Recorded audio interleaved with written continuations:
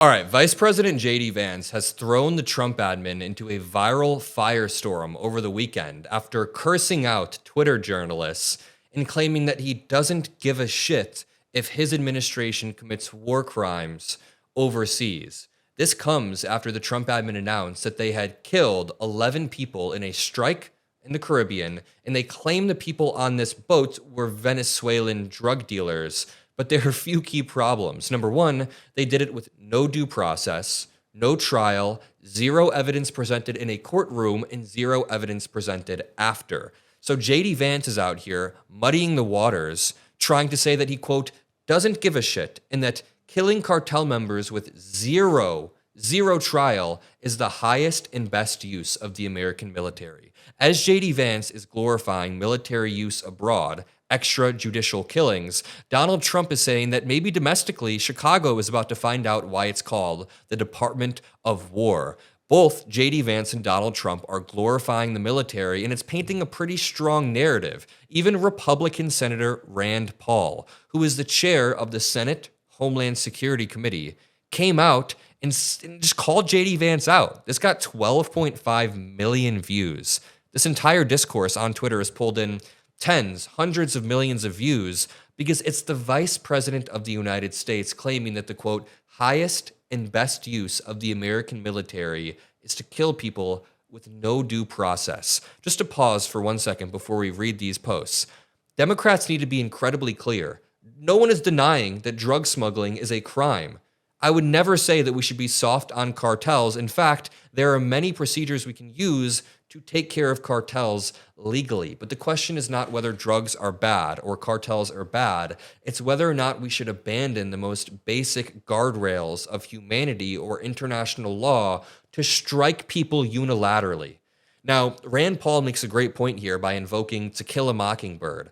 Basically, the broader point is if the government can unilaterally accuse people of crimes and those people can be executed with no evidence presented, then we're just lawless. We are hundreds of years back in the past. Let's start from the beginning. JD Vance tries to justify this extrajudicial killing by posting on September 6th, killing cartel members who poison our fellow citizens is the highest and best use of our military. This gets 22 million views. He's trying desperately to control the narrative and push us down an authoritarian pipeline that we're already in, but just further down it. Brian Krasenstein, who's just a Twitter dude, I like him, he's a good guy, but there is no reason the Vice President of the United States should be engaging in this manner with random Twitter dudes. He says, killing the citizens of another nation who are civilians without any due process is called a war crime. And JD Vance says, I don't give a shit what you call it. Wow. Real vice presidential coming from the Vice President of the United States. JD Vance from a decade ago would have argued against this, would have called his modern day self an absolute idiot, but at least we have Senator Rand Paul, who I disagree with on basically everything. I mean, he helped Republicans get to this point, but at least he calls JD Vance out in an intelligent way. He says, JD, I don't give a shit, Vance, says killing people he accuses of a crime is the highest and best use of the military. Did he ever read To Kill a Mockingbird? Did he ever wonder what might happen if the accused were immediately executed without trial or representation? What a despicable and thoughtless sentiment it is to glorify killing someone without a trial. Now, there's a lot of good points made here about the extrajudicial killings of people and the erosion of humanity, but the literary reference that he makes regarding To Kill a Mockingbird, JD Vance should know this.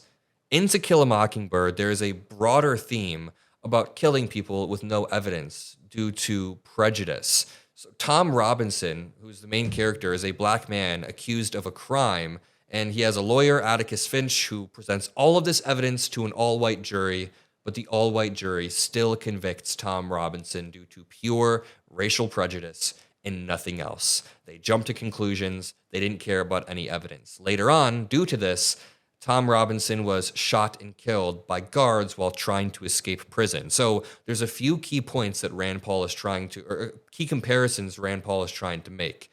An innocent person can very easily be killed by an unjust system if that unjust system shoots first and asks questions later, or in this case, strikes first and then melts down on Twitter later. Now, it's interesting because Rand Paul's post got an extra 12.5 million views.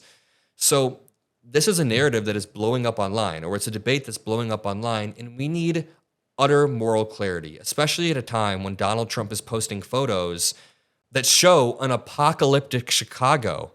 It is straight up apocalyptic in this photo, and Donald Trump is sitting there in front of the city that I currently live and work in. Now, I grew up in Northwest Indiana. That's part of the reason why I think I'm able to talk to so many Trump supporters and not get super enraged, because I grew up in like a purple area of Northwest Indiana where I went to school with a bunch of these folks. I was always talking to them, having these arguments in my formative years. Then I moved to Chicago to try to build this pro-democracy movement and channel, and Donald Trump is trying to target the city that ran him out back in 2016. And this is all at a time when JD Vance is glorifying military use to a point that would make the Bush administration blush. And like, that may be an exaggeration because the Bush admin did so much terrible shit in the Middle East, but I don't think they were out there glorifying it in such a way where they were arguing with journalists about how war crimes are actually good. The Bush admin was hiding their war crimes. Now, the Trump admin is covering up a lot of other stuff regarding the Epstein files, Trump's health, but JD Vance is out here just arguing with people on Twitter. This is the vice president of the United States. So just to wrap back around, yes, let's be hard on cartels. No, we cannot unilaterally kill people based solely on accusations. In the modern society we live in, we benefit a lot from trials and fairness and evidence being presented, but that's not what's happening here. The United States is not supposed to stand for the breaking of international law, yet we find ourselves time and time again being dog-walked by Netanyahu as he starves Palestinians, commits a genocide in Gaza, and we find ourselves getting dog-walked by Vladimir Putin as he takes over Ukrainian land with a broader goal of invading Europe and restoring the former Soviet Union. It is effing absurd that people voted for a no new wars administration. Now Trump is talking about the Department of War. We no longer have a Secretary of War, or Secretary of Defense. We have a Secretary of War. We are no longer going to be using defense spending. It's no longer defense spending in the budget. It is now war spending. We are spending on war, or at least that's what the department's called. So we're going to continue on this channel to build, to fight for a future where there aren't narcissistic people rising to the top and punching down. You know, a little bit of my life story. I don't know if you guys have heard this. I just want to get into this so you guys understand why I moved to Chicago and I'm pushing towards this.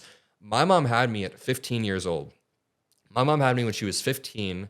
While she was raising me, she was going through high school and then college and got her PhD in something called IO psychology. Now, my dad was born in the USA, but his dad was born in Syria. Like half of my family on my dad's side immigrated from Syria, Syrian immigrants. So I know I'm very white, but most Syrians look pretty white. The point is, I have all of these formative experiences, having a young mom raise me, having immigrant families who build a business. I have an uncle whose life was saved by Obamacare at a young age. He was in his 20s. All of this is combined to give me a worldview that makes me want to punch back against the admin.